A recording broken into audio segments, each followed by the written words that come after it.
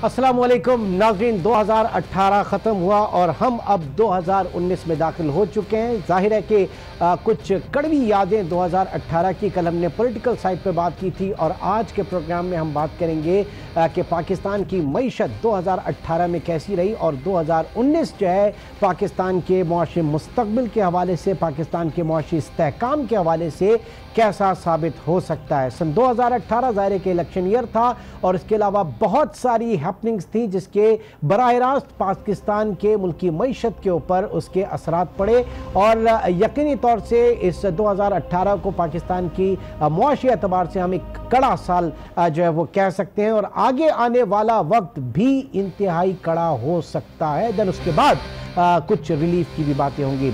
आज के अपने जो पैनल है उससे आपका तारुफ कराता चलूँ। कराची स्टूडियो में हमें ज्वाइन किया है मुआशी तज्ज़ियाकार खुर्रम शहजाद, इस वक्त कराची स्टूडियो में हमारे साथ मौजूद हैं। खुर्रम साहब, बहुत शुक्रिया हमें ज्वाइन करने का।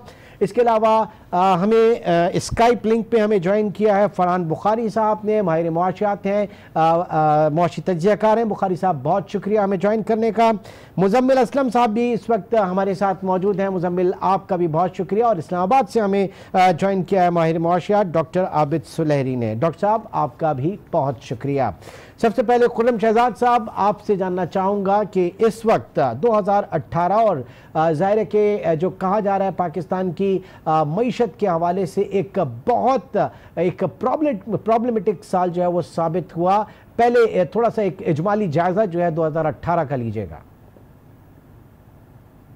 खुर्रम शहजाद साहब जी, देखें, ओवरऑल जो 2018 रहा काफ़ी टर्बुलेंट ईयर रहा, ना सिर्फ पाकिस्तान के लिए बल्कि पूरी दुनिया के लिए।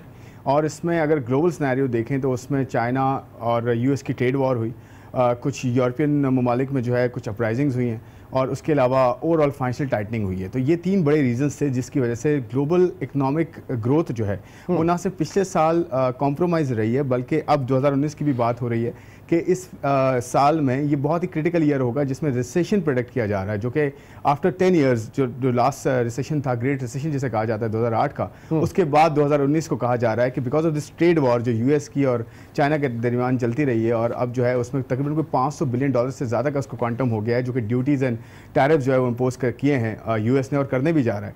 इसकी वजह से यूएस तो एक तरफ जो है ग्रो करता आया है और आहिस्ता आहिस्ता वहाँ पे जो है वो स्टेबिलिटी आई है, बट ओवरऑल दुनिया में बहुत ज़्यादा एक तरह से बवाल है। उसमें आप अगर ये देखें कि जब से ये ट्रेड वॉर शुरू हुई है इसमें इमर्जिंग मार्केट्स की जो करेंसीज़ हैं वो ऑलमोस्ट क्रैश कर गई हैं और पाकिस्तान उस कॉन्टेक्स्ट में बहुत ज़्यादा रिलेटिवली जो है वो बेहतर रहा है। और अगर पाकिस्तान की सिर्फ बात करें, पाकिस्तान में बहुत बड़ी ट्रांजिशन हुई है पॉलिटिकल फ्रंट पे। एक गवर्नमेंट से एक डेमोक्रेटिक गवर्नमेंट से दूसरी डेमोक्रेटिक गवर्नमेंट आई और एक तब्दीली का जो नारा कहते हैं वो शुरू हुआ और उसके बाद 100 दिन में किस तरह से परफॉर्मेंस हुई। ओवरऑल मार्केट्स पे भी जो उसका इम्पैक्ट आया वो आपने देखा कि मार्केट ने 26% रफली जो है वो डॉलर टर्म्स में डिक्लाइन दिखाया और तकरीबन 8-8.25% जो है वो रुपी टर्म में डिक्लाइन दिखाया। तो ओवरऑल पाकिस्तान के लिए और पूरी दुनिया के लिए बहुत टर्बुलेंट ईयर रहा है और अब ये कहा जा रहा है कि 2019 ज़्यादा चैलेंजिंग जो है वो ईयर हो सकता है। तो ओवरऑल जो है वो 2019 ज़्यादा चैलेंजिंग ईयर साबित होगा। फरहान बुखारी साहब, आज कुछ खबरें थोड़ी सी पाकिस्तान के रिलीफ के लिए और वो चीन के हवाले से, मैं चाहूँगा ज़रा उसके ऊपर बताइए क्योंकि तकरीबन $2 अरब जो है वो चीन पाकिस्तान को देगा। आज इंटरनेशनल न्यूज़पेपर्स में आपकी एक ये खबर शाया हुई है, जी बताइएगा। जी बिल्कुल, उस खबर की तफसील कुछ यूँ है कि मुझे इतलात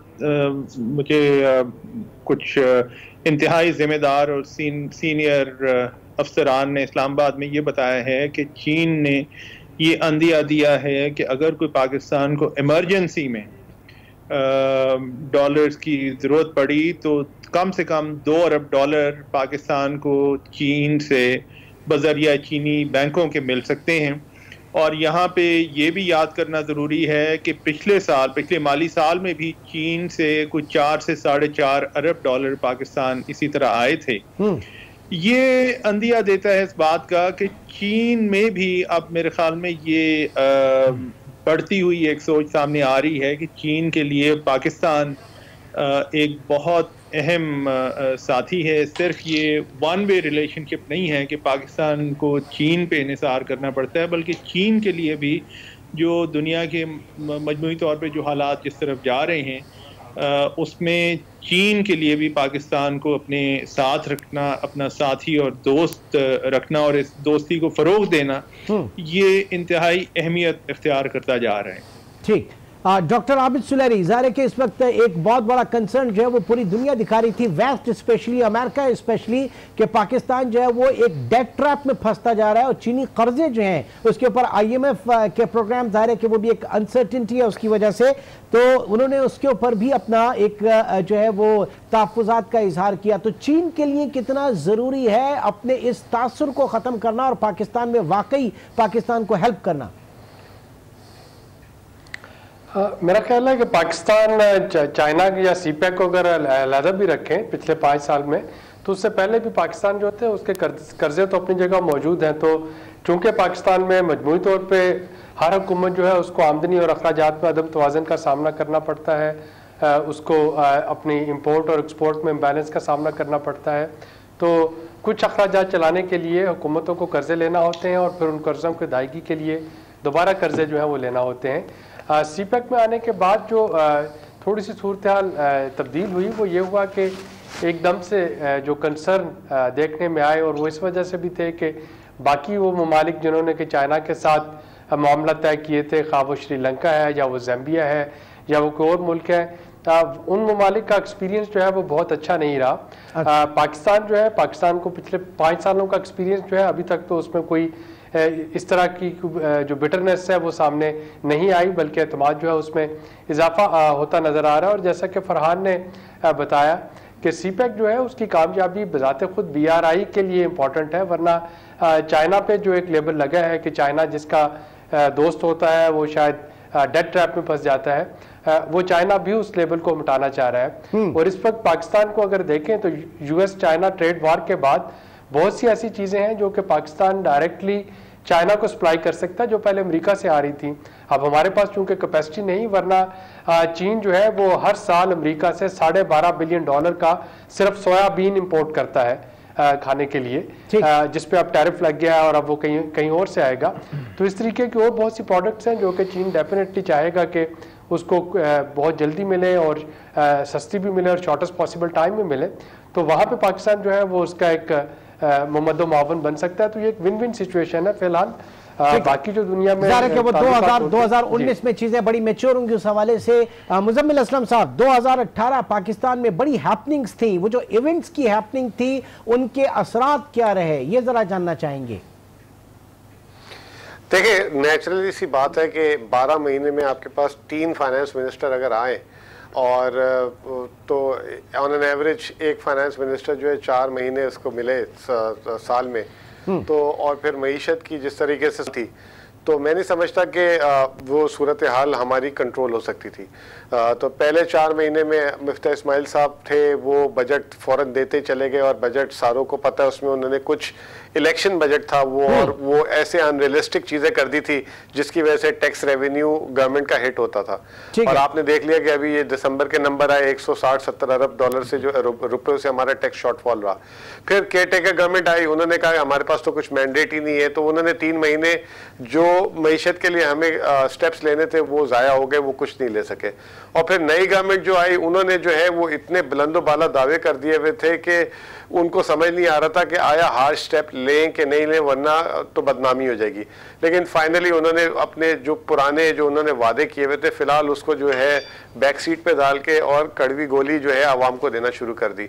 अब बात यह कि अब हम 2019 में आ गए। हम 2019 में, मेरा अपना ख्याल ये है कि बहुत सारी गुड न्यूज़ और बहुत सारी तवानाई के साथ एंटर हुए हैं। और वो सबसे पहले तो ये कि तकरीबन 14 से 15 अरब डॉलर की फाइनेंसिंग मोटी मोटी IMF के अलावा अरेंज हो चुकी है। 6 अरब डॉलर सऊदी अरब से है, 3 UAE से है, 2 जो है कतर से भी बात आ रही है, 2 आज चाइना से भी बात आ गई है, और फिर आज़रबाईजान भी दे रहा है। तो ये 14 से 15 अरब डॉलर, तो ये लगभग हमारे जो रिजर्व्स हैं जून तक जो है वापस 25 अरब डॉलर को टच करने शुरू हो जाएंगे, क्योंकि ऑलरेडी हम 14 पे खड़े हुए, और अगर मजीद यहाँ से 10-11 अरब डॉलर आ जाते हैं तो 25 अरब डॉलर में पहली बात तो ये कि हमने पहला माइलस्टोन अचीव कर लेंगे कि इंपोर्ट कवर का, और फाइनेंशियल स्टेबिलिटी भी आना शुरू हो जाएगी।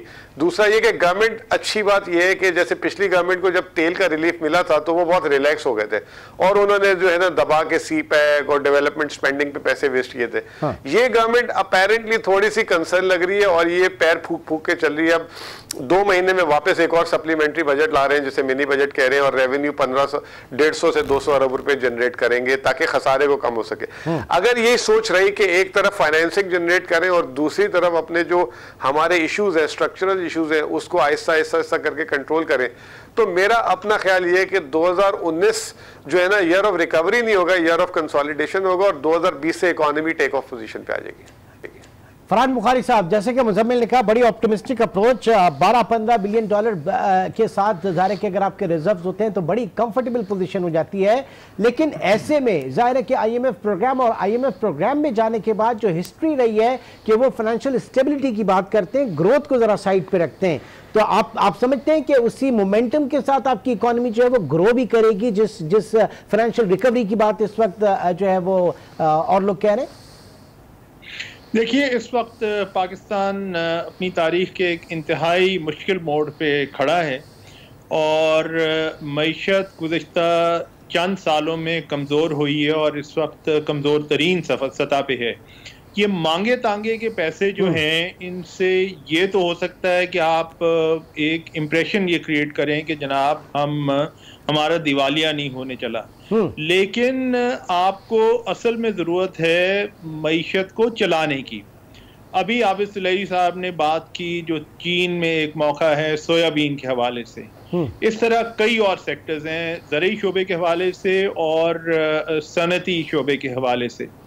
असल सवाल तो ये है कि क्या ये हुकूमत इन सेक्टर्स को ज़्यादा बेहतर तौर पे चलाने में कामयाब होगी या नहीं।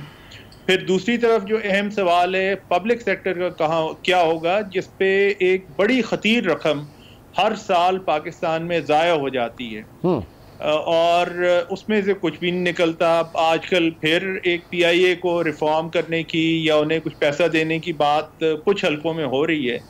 भाई, कब तक हम PIA को इसी तरह बेल आउट कर चुकेंगे? ये तो सुन के मेरे तो कम से कम कान पक गए हैं पिछले 20 साल में। मतलब प्योर इकोनॉमिक डिसीजंस के ऊपर पॉलिटिकली हम कॉम्प्रोमाइज करते हैं, ये पिछले डेकेड से हम देखे चले आए हैं। खुर्रम शहजाद साहब, जो अभी मिफ्ता साहब के बजट की बात हुई उसमें तकरीबन 150 अरब रुपए का जो है वो रिलैक्सेशन था इंडिविजुअल टैक्स पेयर्स के हवाले से, और फिर और भी रिलैक्सेशन, सारे के इलेक्शन ईयर था।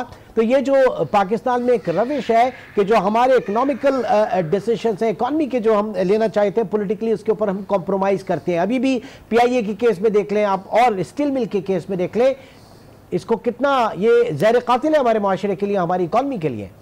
एब्सोल्युटली जी, आपने जो है बिल्कुल एक वो कहते हैं ना कि आपने उस पॉइंट को छेड़ा है जो कि एक्चुअली हमारा जो है वो इशू है, और इसमें पॉलिटिकल एंड इकोनॉमिक जो मैनेजमेंट है इसमें हम एक बैलेंस क्रिएट नहीं कर पाए unfortunately over the last let's say 15 year और सो।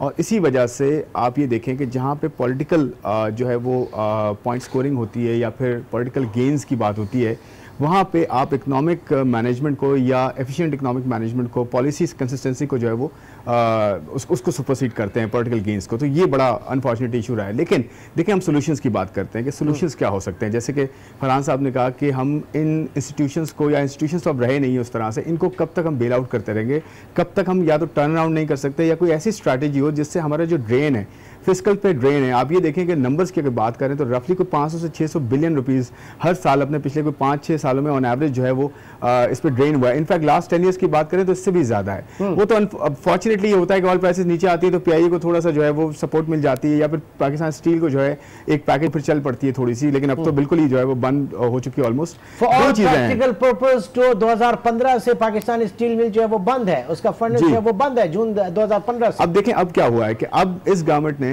जो है एक टीम बनाई है PSM के लिए, और खासकर प्राइवेटाइजेशन जो है वहाँ पे जो ये जो की एंटिटीज़ हैं जिनका मेजर इम्पैक्ट है आपके फिस्कल पे, यानी कि अगर फिस्कल पे आपका 600 से 700 बिलियन हर साल रुक रुक जाए तो वो आपका कहाँ का डाइवर्ट हो सकता है, प्रोडक्टिव एसेट्स की तरफ डाइवर्ट हो सकता है। सबसे पहली चीज़ आपकी बेसिक्स हैं, एजुकेशन है, हेल्थ है, ट्रांसपोर्टेशन है, सिक्योरिटी है, इस तरफ आप जो है वो डाइवर्ट कर सकते हैं अगर इन एंटिटीज़ को या तो ठीक कर लें या प्राइवेटाइज कर लें। लास्ट गवर्नमेंट की अच्छी चीज़ ये थी कि उन्होंने एक ग्राउंड सेट किया, जो ग्राउंड वर्क था वो हुआ, एडवाइजर्स आए, मैं खुद एसोसिएटेड रहा हूँ इसलिए मैं ये शेयर कर सकता हूँ कि हर चीज़ हुई लेकिन इवेंचुअली इंप्लीमेंटेशन नहीं हो पाई, पॉलिटिकल इश्यूज अगेन बीच में आ गए। इस गवर्नमेंट का ये है कि इस गवर्नमेंट का विलिंगनेस तो है और शुरू भी हो गई है गवर्नमेंट, लेकिन देखना ये होगा कि कितना जल्दी इसको रोल आउट करते हैं, कितना जल्दी स्ट्रेटेजिकली इसको एग्जीक्यूट करते हैं। और खासकर अभी जो पीआईए की बात हो रही है, आप ये देखिए ऑयल प्राइसेस नीचे आई, थोड़ी ब्रीदिंग स्पेस तो मिलेगी, लेकिन इसके साथ साथ नई मैनेजमेंट अगर आई है, नए जो है आपके लीडर आए हैं, जो सीईओ नए आए हैं, उनको एक टाइम दिया जाए, उनको एक अमाउंट दी जाए, उसके बाद टर्न आउट किया जाए। अगर नहीं होता तो डेफिनेटली इसको जो है प्राइवेटाइज किया जाए वंस फॉर ऑल इसका हल एक कर लिया जाए इन हुकूमतों का। जाहिर है कि ये तीसरी गवर्नमेंट होगी और तीसरी गवर्नमेंट में भी हम कोई किसी कंक्लूजन के ऊपर नहीं पहुंचेंगे हमारी लॉस मेकिंग एंटिटीज के हवाले से। डॉक्टर आबिद सुलेरी, डॉलर की बात की जाए, पिछले दिसंबर 2017 में 105 रुपए पैसे पे था, अब 138 रुपए 40 पैसे 46 पैसे का हाई जो इसने टच किया। 32% आपने करेंसी को डीवैल्यू किया पिछले 13 महीने में। जनवरी 2018 में आपका पॉलिसी रेट शरह सूद 3.25% थी, आज वो 10% पर है। ये दोनों, इन दोनों चीजों के होते हुए आप कैसे समझते हैं कि आपकी इकोनॉमी जो है वो ग्रो कर पाएगी? देखिए, इस वक्त जो है ग्रो शायद नहीं कर रही, लेकिन जैसा कि एक समुद्री जहाज़ों की टर्मिनोलॉजी में अगर हम कहें तो जब भी थपेड़े ज्यादा होते थे तो लंगर अंदाज हो जाते थे जहाज।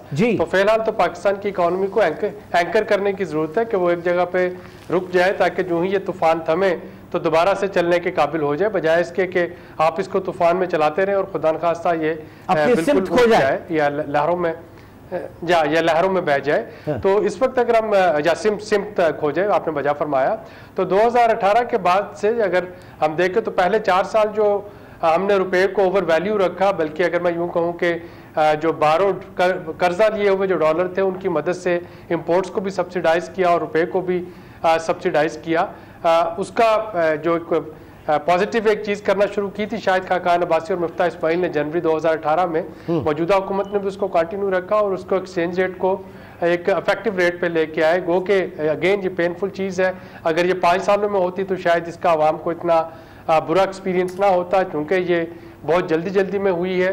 कुछ गैप्स में तो लोगों को बड़ा अजीब लग रहा है। इसी तरीके से अगर आप अपनी इंटरेस्ट रेट को सिर्फ इस वजह से नहीं बढ़ा रहे थे कि जो डोमेस्टिक कर्जे हैं वो बहुत बढ़ जाएंगे, तो डोमेस्टिक कर्जों को कंट्रोल करने की एक ही तरीका था, वो ये था कि आप अपना स्टेट बैंक का जो मार्कअप उसको मिनिमम रखते, तो वो भी एक स्ट्रक्चरल प्रॉब्लम उसके जरिए भी बन रही थी।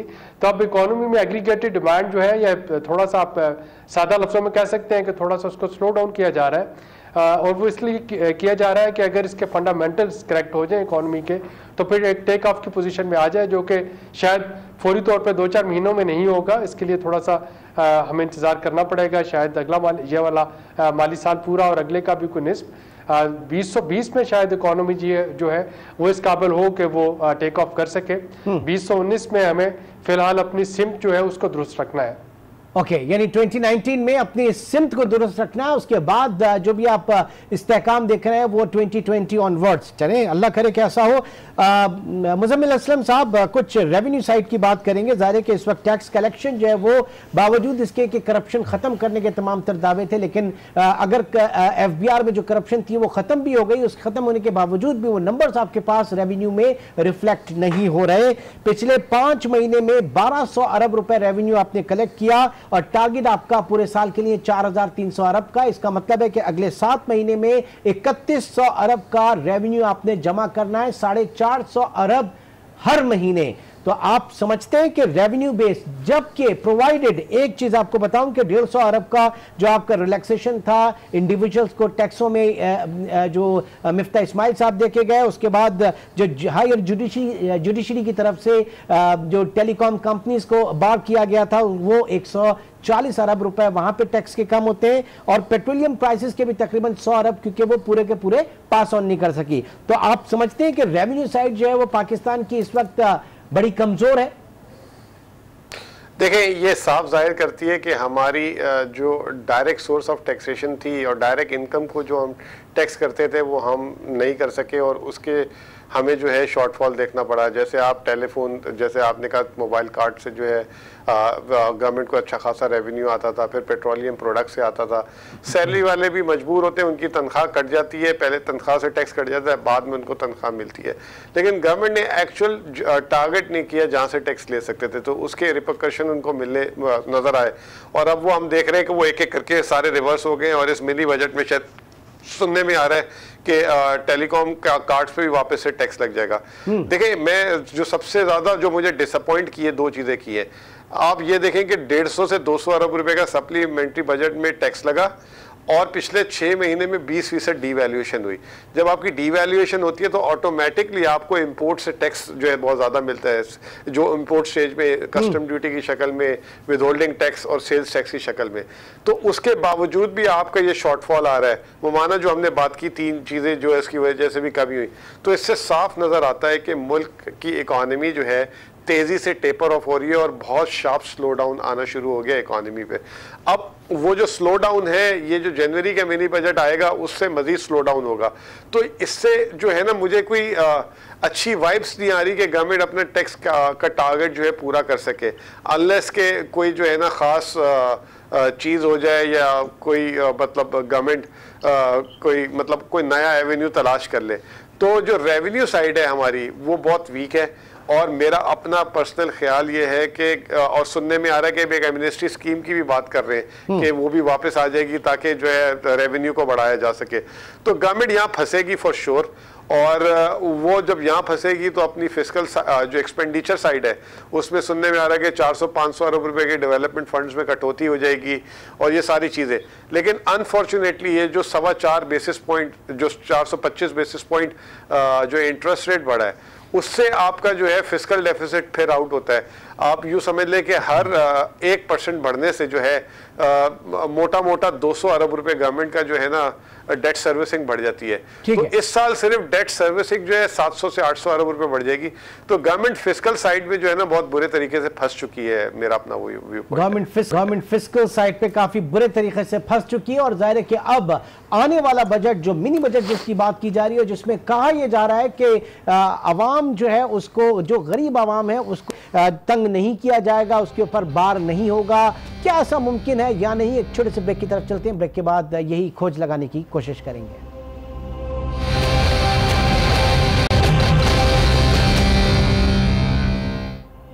वेलकम बैक नाज़रीन। अब बात करेंगे जनवरी 2019 में आने वाले मिनी बजट के हवाले से। खुर्रम शहजाद, कहा यह जा रहा है कि मिनी बजट जो है वो ऑन कार्ड है, क्यों है, क्या है, इसमें कितने फर्दर मजीद जो है वो टैक्सेस लगेंगे? पीटीआई हुकूमत ने आने के बाद सप्लीमेंट्री बजट भी दिया और अब मिनी बजट, और उसके बाद जो है जुलाई में आपका फेडरल बजट होगा। ये कहाँ क्या करेगी पाकिस्तानी अवाम? बिल्कुल, देखें, ये शायद हिस्ट्री में बहुत कम ऐसा होता है कि बैक टू बैक जो है वो बजट्स आएँ।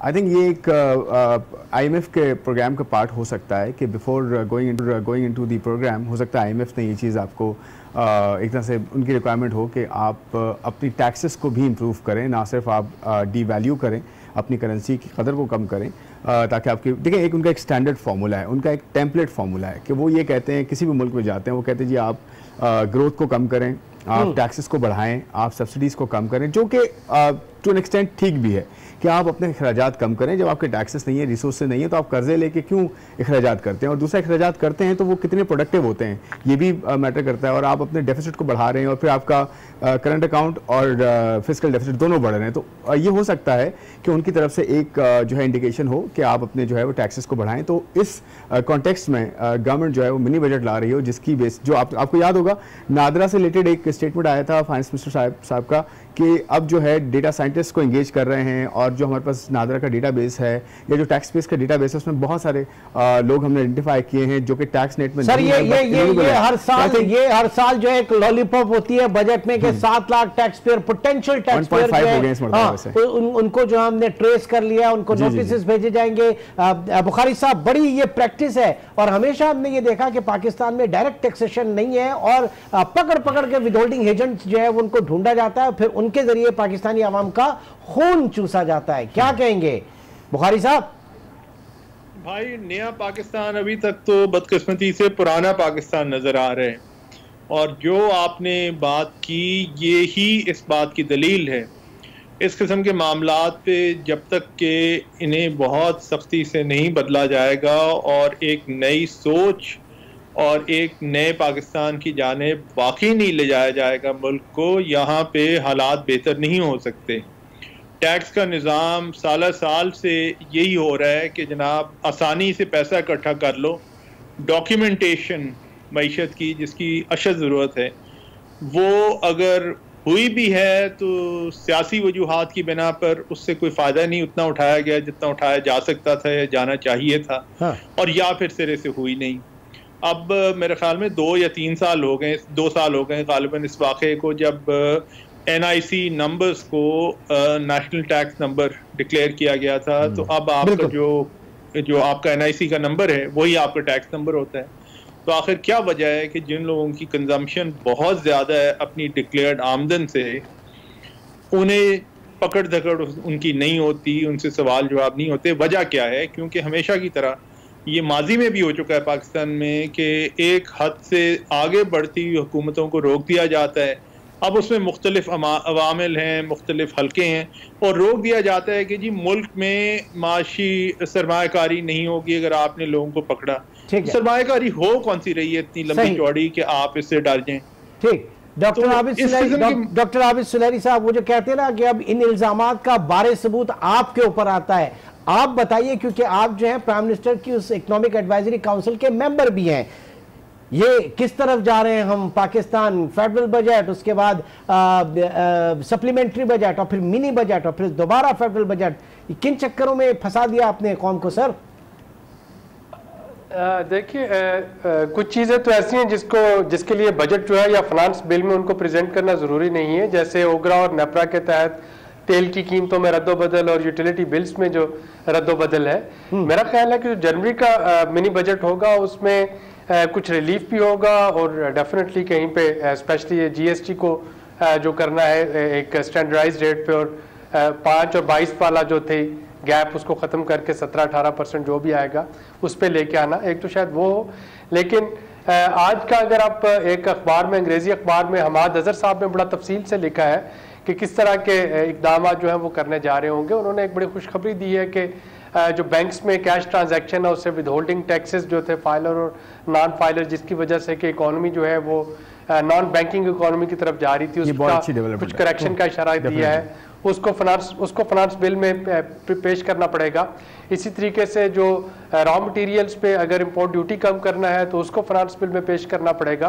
बहुत सी ऐसी चीज़ें हैं जो कि अगर एक्सपोर्ट्स के लिए उस पर एग्जम्पशन देना हो तो उसको फाइनेंस बिल का हिस्सा बनाना पड़ेगा। तो ज़रूरी नहीं कि जो ज़मीनी बजट आएगा अगला जो वो सिर्फ बोझ ही हो उसमें वो होगा, लेकिन उसमें कुछ खुशखबरियाँ भी होंगी, क्योंकि ये वो चीज़ें हैं जो कि फाइनेंस बिल की शक्ल में उसको पार्लियामेंट अप्रूव कर सकती है, हुकूमत उसको अदरवाइज लागू नहीं कर पाएगी। मुजम्मिल साहब, मुझे याद आ रहा है कि जब कोशिश तो की थी डार साहब ने ट्रेडर्स के ऊपर उनको जो है वो टैक्स नेट के अंदर लेकर आने की, लेकिन उसके बाद हुआ ये कि अल्टीमेटली फाइलर और नॉन फाइलर वाला जो एक झुंझुना जो है वो आ गया हमारे इकोनॉमिक मैनेजर्स के हाथ, और अब वो मुसलसल बचता चला जा रहा है। हम डायरेक्ट टैक्सेशन, ये मतलब क्या हुकूमत की विल नहीं है, या दूसरा आप कह लें कि कैपेसिटी कंस्ट्रेन है? प्रॉब्लम क्या है? वंस फॉर ऑल क्यों नहीं मामलात को देखा जाता? देखिए, अनफॉर्चुनेटली ये जो हमने विदहोल्डिंग टैक्स लगाया था बैंकिंग ट्रांजैक्शन पे, और अब उसकी एक्सटेंशन कर दी हमने वो गाड़ियों की खरीदारी पे और मकान की खरीदारी पे, हम सिस्टम को जो है ना डी डॉक्यूमेंटेशन की तरफ ले गए। और अगर आप देखें तो करेंसी सर्कुलेशन भी काफ़ी बढ़ गई है, और एक हमने बहुत बड़ा इजी बेल आउट दे दिया नॉन फाइलर्स को। और गवर्नमेंट ने इनिशियली यही बात कही थी कि हम जब ये लगाएंगे और जब हम देखेंगे कि किस किस ने जो है नॉन डॉक्यूमेंटेड, मतलब जो नॉन फाइलर है वो कितना उसका बड़ा कारोबार है, ट्रांजैक्शंस है, तो हम उसको पे ट्रैप करेंगे और टैप करेंगे। लेकिन गवर्नमेंट ने उसको जो है ना अपना रेवेन्यू साइड अपनी बिल्डिंग की तरफ ले लिया मेजर को, और उससे जो है उस डेटा से मदद नहीं ली कि जो लोग नॉन फाइलर हैं उनको जो है पकड़ा जाए और मुल्क में टैक्स इंसिडेंट्स को कम किया जाए। यही वजूहत है कि हमारे जो है टैक्स रेवेन्यू टारगेट जो है नीचे से नीचे जा रहे हैं। तो ये अब इस मिनी बजट में, और आज हमाद का मैंने आर्टिकल पढ़ा उसमें उसने कुछ इसकी इंडिकेशन भी दी है कि वो ये जो एनॉमली है और ये जो गवर्नमेंट ने, जो पिछली गवर्नमेंट ने ये जो बैंकिंग ट्रांजैक्शन पे टैक्स लगाया हुआ था, इसको काफ़ी हद तक वो रैशनलाइज कर देंगे। अच्छा, बात यहाँ ख़त्म नहीं होती, आप रैशनलाइज भी कर दें, आपका बैंकिंग सेक्टर जो है ना बहुत बड़ा एंट्री बैरियर बन चुका हुआ है। अगर आप अब बैंक में अकाउंट खुलवाने जाएं तो उसकी जो KYC और जो उसके प्रोसीजर्स हैं वो बजाय फैसिलिटेट करने के आपके लिए एक सर्दे दर्द बन गया हुआ है। लोग जब ट्रांजैक्शन करते हैं तो उस पर जो है बहुत सारे जो है उसको तंग करते हैं। तो दुनिया में जो है कैशलेस इकोनॉमीज होना शुरू हो गई है, प्लास्टिक मनी यूज़ होना शुरू हो गई है, और उससे जो है ममालिक जो है, बल्कि हमारे पड़ोसी ममालिक भी ट्रांजैक्शंस को कंट्रोल कर रहे हैं, उन्होंने तो डीमोनेटाइजेशन तक कर दी। हम जो है उल्टा सिस्टम को और कॉम्प्लिकेटेड कर रहे हैं, और जिसकी वजह से हम जो है टैक्स रेवेन्यू एक्यूमुलेट नहीं कर पा रहे। ठीक है, खुर्रम साहब KYC की बात हुई कि बड़ा उसको सख्ती किया जा रही है, क्या खाक सख्ती है उसमें? यहाँ पे गोले गंडे वाले अकाउंट उसमें 2.5 अरब की ट्रांजैक्शन हो गई और दूसरे के अकाउंट में 2.5 अरब की 2 अरब की ट्रांजैक्शन, इतने तो सारे, मतलब इतना बड़ा फेक अकाउंट केस चल रहा है आपके मुल्क में, पता नहीं चलता कि आपका बैंकिंग सेक्टर खड़ा कहाँ पे, उसमें KYC उसकी कहाँ पे खड़ी है, और फिर वो रेटिंग एजेंसीज जो उनको रेट करती हैं वो कहां पे है? एब्सोल्युटली जी, आप अगर बैंकिंग सेक्टर को देखें तो रिसेंट जो रिवीलिंग्स हैं, जो जितने अभी आपके सामने जो रिपोर्ट्स आई हैं, ऑफ कोर्स इंटरनेशनल जो लॉबी है, जो हमारी बैंकिंग सेक्टर जो चल रही थी उसमें कुछ हद तक जो है वो हकीकतें भी हैं और कुछ हद तक ऑफ कोर्स वो ड्रामा भी होता है। लेकिन ओवरऑल अगर आप ये देखें, जैसे कि बात की कि KYC जो बहुत स्ट्रॉन्ग हो गई, स्ट्रॉन्ग नहीं एक्चुअली वो दर्द-ए-सर है, क्योंकि अगर आप इवन स्टॉक मार्केट की तरफ आएँ, अगर आप अपनी हमारी फाइनेंशियल मार्केट्स को देखें तो वहाँ भी KYC इतनी स्ट्रॉन्ग है। एक तो आपके पास इन्वेस्टर बेस नहीं है और 10 साल से बेस उतनी है, वो कैसे बढ़ेगी जब तक आप फैसिलिटेट नहीं करेंगे, इंसेंटिवाइज नहीं करेंगे, जब तक आप उनको इनवाइट नहीं करेंगे। और अब ये देखेंगे टैक्स पेयर्स को रादर और ज़्यादा बर्डन किया जाता है, ना सिर्फ बर्डन किया जाता है बल्कि उनको नोटिस के थ्रू जो है और ज़्यादा जेपटाइज किया जाता है। अगर आप टैक्सेस नहीं दे रहे तो ये रूल्स हैं वहां पे उनके लिए, उनको माइक्रो मैनेज किया जा रहा है। एब्सोल्युटली। और देखें जो बॉटम लाइन है ना वो ये है कि जब तक आप इंसेंटिव नहीं देंगे, जब तक आप फैसिलिटेट नहीं करेंगे, जब तक आप उसको कस्टमर नहीं समझेंगे, कोई आपके पास नहीं आएगा और आपकी जो है वो ग्रे जो इकोनॉमी है या इवन ब्लैक इकोनॉमी है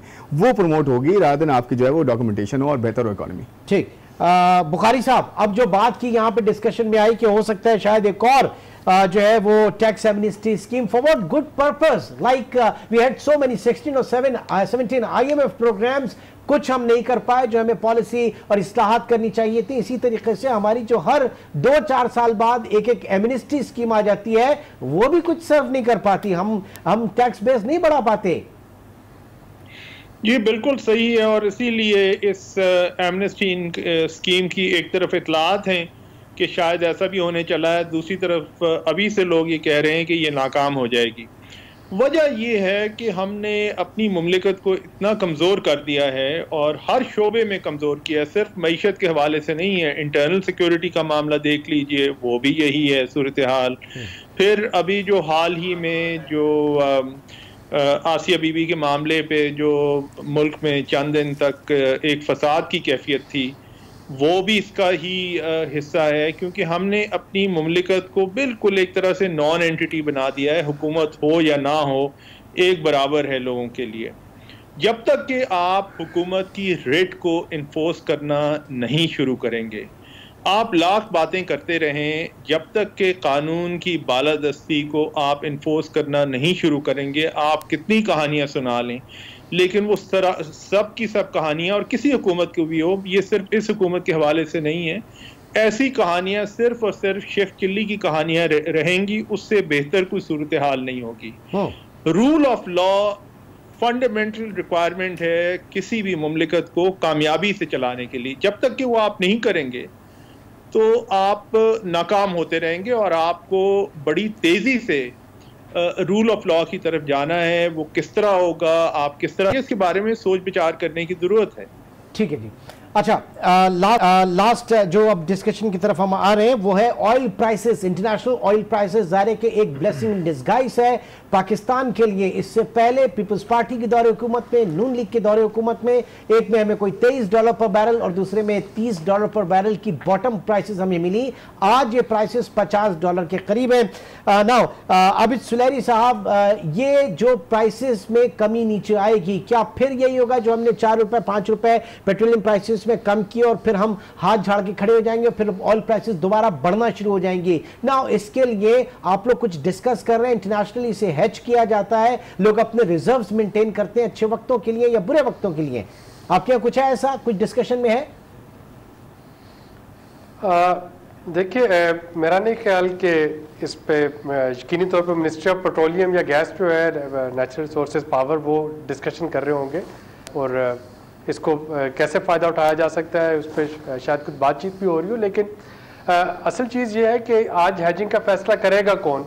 अकाउंटेबिलिटी बहुत अच्छी चीज़ है, एहतसाब होना चाहिए, लेकिन जब फैसला करने वाला कोई भी मजाज अथॉरिटी जो कि उस पर साइन करेगा हैजिंग की, अगर उसको ये पता हो कि कल को उसको नैब पकड़ लेगी या उसको अदलिया बुला लेगी या उस पर ऊपर कोई और जो है किसी न किसी तरह का इल्ज़ाम लग जाएगा, तो इस तरह के माहौल में कोई भी हैजिंग की तरफ नहीं जाएगा। हैजिंग का सीधा मतलब इस वक्त खुदकुशी करना होगा। क्यों खुर्रम शहजाद, आप क्या कहेंगे? मतलब दुनिया भर में अगर होती है और मार्केट पलटती है तो क्या उनको नैब उनके जो एहतसाब पकड़ लेते हैं? ज़ाहिर है कि एक मार्केट नॉब है, मार्केट के अंदर ये चांस तो लिया जाता है। नहीं, एब्सोल्युटली ऐसा मेरे ख्याल में हमारे यहाँ इसको देखना चाहिए। ऐसा आई डोंट थिंक इस तरह से होगा। उसकी वजह ये कि अगर आप एक कमेटी बना के एक हाई प्रोफाइल कमेटी बना के उसकी बेसिस पे कंसेंसस करें और प्राइम मिनिस्टर का इस पे जो है वो कंसेंट लें, आई एम श्योर कि ये हमारे पास गोल्डन चांस है इमरान साहब। क्योंकि देखें, अगर लास्ट टाइम भी आपके $30 के पास आई थी और आपको पता है हर साल 3 साल तक 14, 15, 16 आपके पास हर साल तकरीबन $3 से $4 बिलियन की सेविंग्स हुई थी, जो कि अगर आप ट्रांसलेट करते, अगर आप लेट से आधा पास ऑन करते, आधा अपने पास रिटेन रखते, जो भी किया भी गवर्नमेंट ने, लेकिन उसके बावजूद आपने डेट लिया। अगर आप ये ना करते और उसको आप किसी तरह हेजिंग के थ्रू लॉन्ग टर्म 3 साल 4 साल का 5 साल का कॉन्ट्रैक्ट कुछ कर लेते और अपनी उस प्राइस को अपनी इंडस्ट्री को देते, गैस प्राइस को कहते कि जी ये फिक्स हो गई प्राइस, इस पर आप इन्वेस्टमेंट करें, अपनी कैपेसिटी बिल्ड करें और कंपेटिटिव हो जाएं। अब हम आपको यूटिलिटी प्राइसेस कम करके दे रहे हैं, आपको हम जो है रूम दे रहे हैं, ऑपरेट करने का लेवल प्लेइंग फील्ड दे रहे हैं, ये सब अब भी हो सकता है। ये गोल्डन चांस है गवर्नमेंट के पास। अगर यहाँ पे ऑयल प्राइसेस क्रैश हुई हैं $30-35, तो आहिस्ता आहिस्ता हेजिंग करें और ये पास ऑन करें इंडस्ट्री को और इंडस्ट्री को मुजम्मिल से भी टेक लेते हैं। मुजम्मिल साहब, क्या कहती है आपकी इक्विटी मार्केट इस हवाले से क्या कर सकती है और कमोडिटी मार्केट क्या कर सकती है? सरकारी लेवल के ऊपर इस पे क्या किया जा सकता है? देखिए, मेरा अपना ख्याल ये है कि हम इसको जो है ना इंडिपेंडेंट कर दें इदारों को। और जैसे PIA है, PIA के लिए हम पूरे मुल्क का तेल हेज ना करें, मतलब PIA का 20% अगले 1 साल के लिए हेज कर लें, एक मिक्स बना लें। इसी तरीके से जो पावर कंपनी जो है, अब तो खैर फर्नेस ऑयल बंद हो गया है, हमें जो सबसे बड़ी हिट पिछले साल पड़ी थी वो हमारा 0.13 ब्रेंट का जो है वो हमने LNG बुक की थी। तो जब पिछले साल ब्रेंट बढ़ा $85 पे गया तो उसकी वजह से हमारा LNG की जो कॉस्ट है वो बहुत बढ़ गई थी। तो आज 7.5 सेंट्स पे जो जैसे हमने एक्सपोर्टर की कॉस्ट को लॉक किया है फॉर द इलेक्ट्रिसिटी, अगर वो आज जो LNG है अगर उसके आसपास ही ये चीज़ होती है तो हमें जो है कुछ एक्सपोर्टर्स के लिए जो है LNG लॉक कर लेनी चाहिए। तो हमें जो है सेफ प्ले करना चाहिए। खुरम से मैं इत्तेफाक करूँगा कि कोई अकाउंटेबिलिटी की बात नहीं है। प्राइम मिनिस्टर खुद कॉन्ट्रैक्ट ना करें या पेट्रोलियम मिनिस्ट्री ना करे, टेंडर ओपन टेंडर करें, टेंडर पे सील बिड्स मंगाएं, सबके सामने खोलें, पूरी दुनिया के सामने खोलें और अवॉर्ड करें। पहले ये होता रहा कि वो दफ्तरों के अंदर ही छुप छुपा के हो जाती थी चीजें, तो वो शक व शुबात तो होंगे। जितना ट्रांसपेरेंट करेंगे पूरी दुनिया को पार्टिसिपेट करने का चांस दें। तो और मेरा अपना ख्याल ये है कि यहाँ से हेजिंग हमें करनी चाहिए और ज़रूरी नहीं है कि हम 5 साल की 3 साल की करें, हम अगले 6 महीने की कर लें, कुछ इदारों को उसमें डाल लें और हम पीस मील में। ज़ाहिर है कि ये चांसेस तो आपको बाद में भी मिलेंगे, बाय द टाइम आपकी जो एक कैपेसिटी है वो भी बिल्डअप होगी। इस हवाले से बुखारी साहब क्या कहेंगे? इस तरह के चांसेस लेने चाहिए, लोगों को आगे आना चाहिए और इदारों को मुस्तहकम करना चाहिए, उनको खुद मुख्तार करना चाहिए इस तरह के डिसीजंस के हवाले से? जी बिल्कुल करना चाहिए, और इस पे मेरे ख्याल में जो अपोजिशन की जमातें हैं उन्हें भी हुकूमत का साथ देना चाहिए, क्योंकि ये कौमी कॉज है। जिस तरह अभी एक साहब ने फरमाया कि एहतसाब का अमल, उससे लोग इतना डर हैं कि उसकी वजह से कई लोग एहतियात बरतने को तरजीह देते हैं और उस एहतियात में इस किस्म की इनिशिएटिव्स नहीं लेते। ये सूरत हाल पाकिस्तान के लिए बहुत ख़तरनाक है, इसे तब्दील करने की ज़रूरत है। और आखिर में मैं ये कहता चलूँ कि देखिए, इस वक्त जो अहम तरीन मसाइल हैं पाकिस्तान को जो दरपेश हैं, उनमें एक मईशत है, दूसरी तरफ दाखिली सिक्योरिटी का मामला है, फॉरेन पॉलिसी के कुछ एलिमेंट्स हैं, और उसके साथ दीन और मज़हब के नाम पे जो इंतशार फैलाने की वक्तन फ़वक्तन कोशिश होती है। ये मसाइल हैं प्राइम मिनिस्टर के लिए। प्राइम मिनिस्टर को 2-3 चीज़ों पे फोकस करना चाहिए। इस वक्त बदकिस्मती से लगता ये है कि उन्होंने इतना बड़ा एजेंडा अपने सामने रख लिया है कि जी वो कम से कम 2 सूबों को भी चलाने के लिए उन्हें वक्त चाहिए, फिर जनाब वो टूरिज्म भी प्रमोट करना चाहते हैं, फिर वो 10 अरब दरख्त भी लगवाना चाहते हैं, फिर वो उसके अलावा चीजें जो हैं ये एक लंबी फहरिस्त है। फोकस होना होगा, बहुत कैलकुलेटेड मूव इस वक्त हुकूमत को करनी है अगर उसको 2018 और पिछले तमाम सालों के मुकाबले बेहतर बनाना है, मुआशी इस्तेहकाम की तरफ लेकर चलना है। बहुत बहुत शुक्रिया फरहान बुखारी साहब, खुर्रम शहजाद, मुजम्मिल असलम और डॉक्टर आबिद सुलेरी आज के इस प्रोग्राम में हमारे साथ शरीक गुफ्तगू रहे। नाज़रीन, 2019 कैसा साबित होता है, आने वाले प्रोग्राम्स में इसके ऊपर गुफ्तगू का सिलसिला जारी रखेंगे। आज के प्रोग्राम में अब तक इतना ही, इंशाल्लाह आपसे कल मुलाकात होगी। टिल देन टेक केयर, अल्लाह हाफिज।